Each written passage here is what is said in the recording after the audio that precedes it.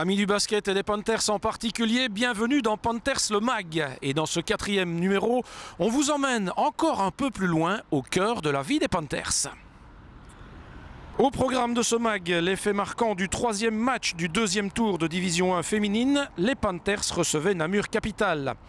Dans la série de nos reportages découvertes des jeunes Panthers, je vous emmène cette fois à la découverte des U19 dans un cadre très spécifique.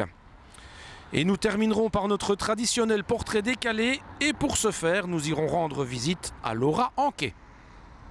Avec leur victoire sur Waregem lors du premier match, les Panthers ont entamé de la meilleure des manières ce 2e tour, faisant au passage le plein de confiance. Et cela s'est vu lors du déplacement à Wavre qui a suivi. Les Panthers sont menés pendant 3/4 temps et c'est seulement sur un sursaut d'orgueil que les Brabançonnes ont émergé dans le 4e. Ce mercredi, c'est Namur Capital qui se déplaçait au Petit Country Hall, tout auréolé de sa victoire en Coupe de Belgique. Des Namuroises qui ne s'étaient imposées que de 2 petits points lors de la phase classique. Tout était donc possible pour les Panthers. Mesdag qui pénètre un peu trop facilement et qui ressort cette fois pour Hendrix qui tente aux 3 points, mais on est un rebond à nouveau. Et pour un premier écart significatif, 4-8. En Bursin, Milanovic aux 3 points, ça rentre. Heureusement qu'il y a ce jeu extérieur qui tourne bien pour l'instant pour Liège pour se maintenir à flot. Mesdag, il n'y a pas de faute. Anquet au contre, Anquet. Pour le 17-16, Anquet, non c'est 16. Boyd qui remonte ce ballon, Mesdag oublié. Ortiz. Et on oublie à nouveau la Westerberg à l'extérieur. 3 points. La sanction est immédiate. 18-25. Ok. Bon duel aussi là avec des. C'était limite faute. Bien joué là. Ah, ça ne rentre pas. Le panier facile de masse. Attention. Boyd, elle, ça va rentrer évidemment. Il est temps de bien reprendre hein, du côté des Liège Panthers. 11 points d'écart au repos.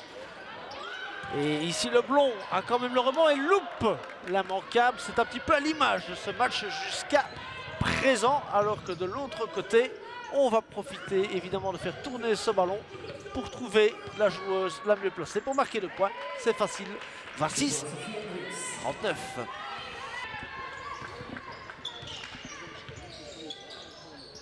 Bon, les Van der Roylance, Bourliou. Et en fin de point de plein jeu pour cette équipe de Liège après 8 minutes dans ce 3e quart. Dernière action, Borley. Tentative un peu désespérée, un peu à l'image de l'offensive ce soir du côté de Liège. Un secteur qui a pris l'eau à certains moments, qui n'a pas trouvé les bonnes solutions, qui a loupé aussi plus facile. Et défensivement, c'était évidemment difficile face à une équipe très mobile de Namur qui l'emporte facilement. 44-75, prochaine rencontre, c'est déjà ce samedi à Waregem. J'ai pas reconnu mon équipe aujourd'hui. Je suis même un peu déçu de ce manque de... J'avais vu contre Waregem ici à SKW une équipe vraiment de guerrières qui se donnait. Je pense que le premier quart-temps, j'ai même été un peu surpris qu'on soit encore dans le match parce que je sentais bien qu'il n'y avait pas d'énergie, qu'il n'y avait pas de fighting spirit. Si on veut franchir un palier, il faut un leader dans l'équipe, il faut quelqu'un qui soit capable de prendre le match à son compte et malheureusement on ne l'a pas. Je pense que ce serait dommage de terminer avec 3 mauvais matchs parce qu'on fait une très bonne saison avec des bons résultats. Et ça, ce serait vraiment triste de terminer comme ça. Donc il va falloir qu'on travaille là-dessus à l'entraînement et déjà se reprendre à Waregem samedi. Notre victoire contre Waregem et notre match à SKW a un peu changé la donne et on a espéré, mais aujourd'hui on est retombé les pieds sur terre, je crois. Et voilà, maintenant c'est bon, il reste 3 matchs comme j'ai dit et on doit retrouver quelque chose durant ces 3 matchs.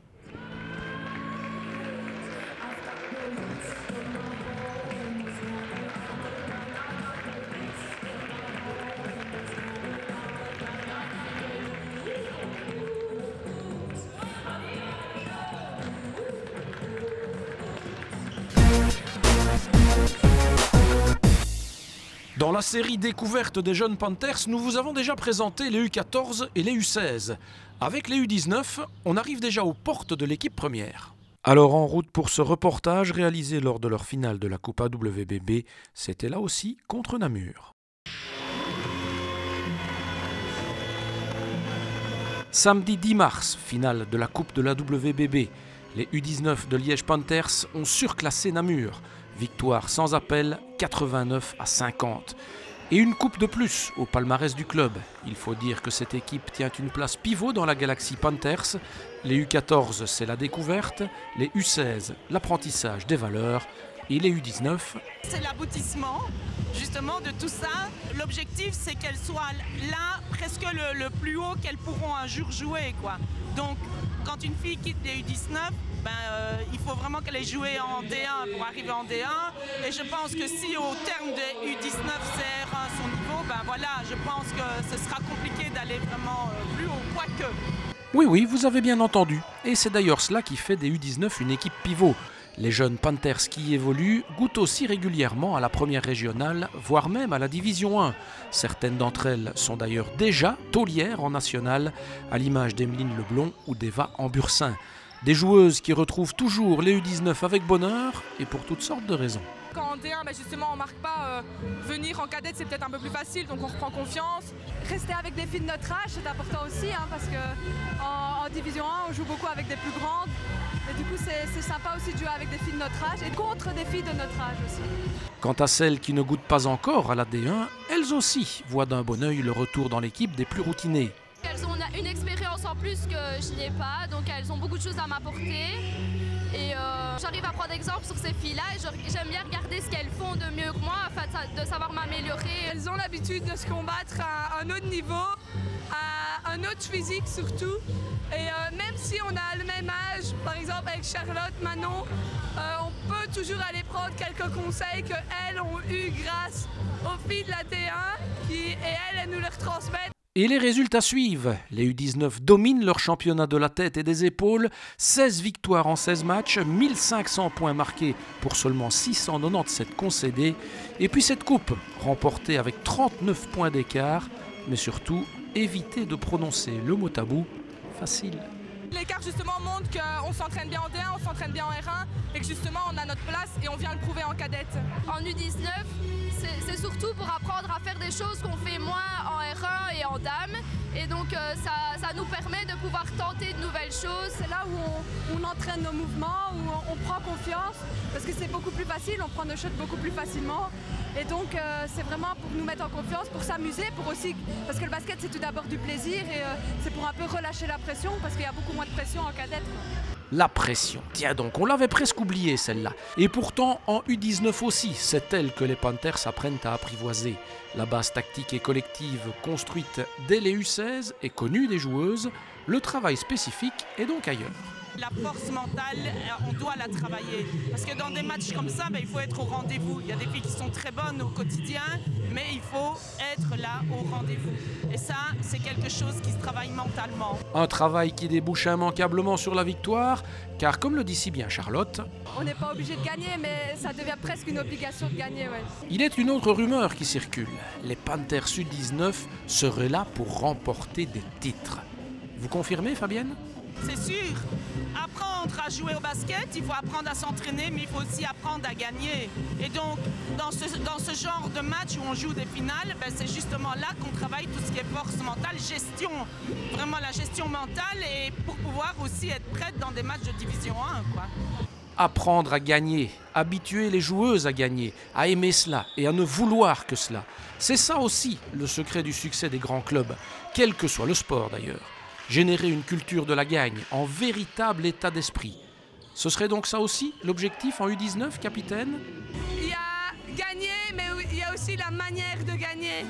Ici au Panthers, je pense qu'une chose qui est bien, c'est qu'on ne va pas vouloir gagner en écrasant chaque équipe. On va toujours essayer d'avoir la manière de gagner en travaillant et en en jouant mais le mieux possible tout en respectant notre adversaire.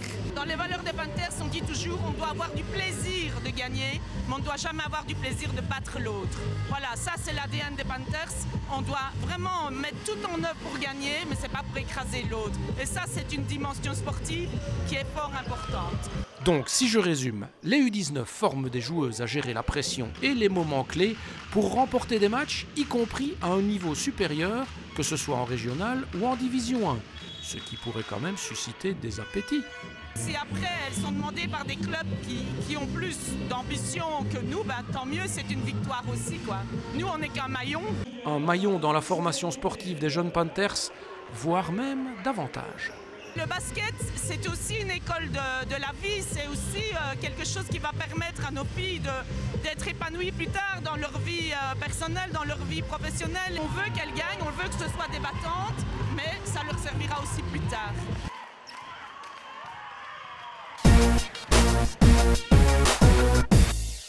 Et pour être complet, les U16 ont également remporté la Coupe de la WBB dans leur catégorie le lendemain avec autant de brio que leurs aînés. Prochaine étape dans notre série des découvertes, ce sera l'équipe de la première régionale. Son nom, vous l'entendez souvent dans les résumés des matchs et pour cause, elle est l'une des finisseuses de l'équipe première. Elle est aussi une joueuse emblématique de la philosophie des Panthers puisqu'elle fait partie de cette fameuse académie dont on vous parle depuis le début du MAG. C'est d'ailleurs dans son appartement qu'elle va recevoir Jérôme Jacot. Après vous. Laura, si tu étais un oiseau. Un oiseau, alors je dirais un perroquet. Tout simplement parce qu'un perroquet, ça répète tout le temps, c'est un peu ennuyant à la longue. Donc voilà, je me vois bien ennuyer un peu tout le monde en répétant à chaque fois ce que les gens disent. Si tu étais un état des États-Unis. La Californie, parce que c'est le seul état que j'ai visité aux États-Unis, c'était magnifique, donc je dirais la Californie. Un sport individuel. Étant donné que j'ai fait du tennis petite, bah, c'est le seul sport à part le basket que j'ai fait, donc tennis. Un DJ. Un DJ bah, on va dire Henri PFR, un petit belge. Un moyen de transport. Un moyen de transport, un bus, parce que ça fait tout le temps grève, comme ça je ferai grève avec eux. Un fruit.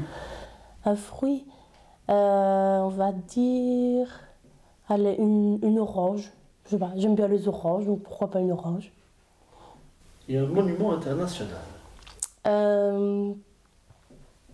J'hésite entre Big Ben ou la Tour Eiffel. Moi, je veux dire Big Ben. C'est la première capitale que j'ai visitée et comme ça, bah, moi, je serai toujours à l'heure avec mon horloge, donc voilà. Et si tu étais une langue? Une langue, bah, l'anglais. Comme ça, je pourrais communiquer avec tout le monde, enfin, en tout cas, avec les 3/4 du monde.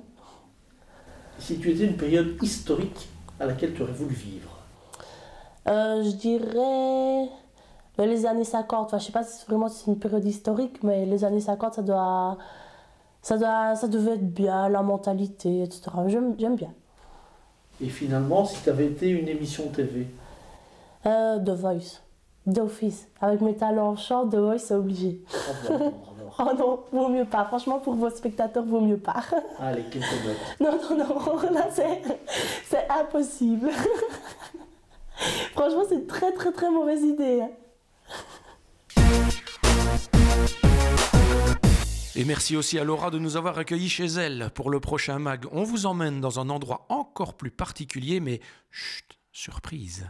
Et ce prochain MAG, il arrivera dans la foulée de la dernière rencontre à domicile de ce deuxième tour face à Wavre-Sainte-Catherine. D'ici là, portez-vous bien et vous connaissez la formule. Restez fidèles au basket et aux Panthers.